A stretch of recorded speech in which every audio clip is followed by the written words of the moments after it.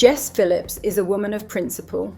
We know this because she risked her frontbench career when she resigned as Shadow Domestic Abuse and Safeguarding Minister in 2023 in protest at her leader's stance on Gaza. This went down well in her Birmingham Yardley constituency with its high proportion of Muslim residents, though not well enough to avoid a bit of a scare for Phillips when the ballot boxes were opened in July last year. Her majority plummeted from more than 10,000 in 2019 to less than 700. But them's the breaks. Any politician of substance will expect to go through rough times for the sake of their principles. For without those principles, what is the point of a career in politics? Some, more cynical, commentators might suggest that Phillips' resignation, just a week after Hamas terrorists murdered, raped, tortured and kidnapped their way across southern Israel, provoking a calamitous and inevitable military response, might have been aimed more at securing her electoral base in Birmingham than genuine concern for the benighted people of Gaza who are still paying the price of their leaders' barbarism. The Workers' Party, George Galloway's latest Marxist vehicle for opposing everything the West and Israel, stands for, rather than the Conservatives were Phillips's main competitor in Birmingham Yardley. After a justified sigh of relief that she had not suffered same fate as a handful of other Labour candidates at the hands of angry Muslim voters, a couple of days later, Phillips was back in favour with the new Prime Minister, taking office as the Parliamentary Under-Secretary of State at the Home Office in charge of safeguarding and violence against women and girls. Given Phillips' record and rhetoric on this issue, the job was a good fit. She has made a name for herself as a champion of women and girls in the face of the threat they face from abusive males.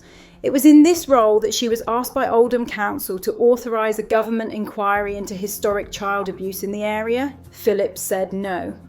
It was up to the council to decide if it wanted to conduct its own inquiry. The government would stay out of it. To be clear, a self-described feminist who has frequently railed against the injustice of men's violence against women and girls wants no part of an inquiry into the alleged systematic abuse, including rape, torture and threats of murder, of young, vulnerable working-class girls by gangs of men. To give Phillips her due, it is entirely possible that this decision was made at a higher level of government and that she has been given the job by a more senior colleague of taking the media hit for an unpopular and unjustifiable decision. Take it from me, an under-parliamentary Secretary of State has very little executive authority, especially when it comes to decisions that could impact on the government as a whole, well beyond your own department. But if that were the case, and given Phillips' record of resigning when faced with a policy she doesn't support, why is she still in her job?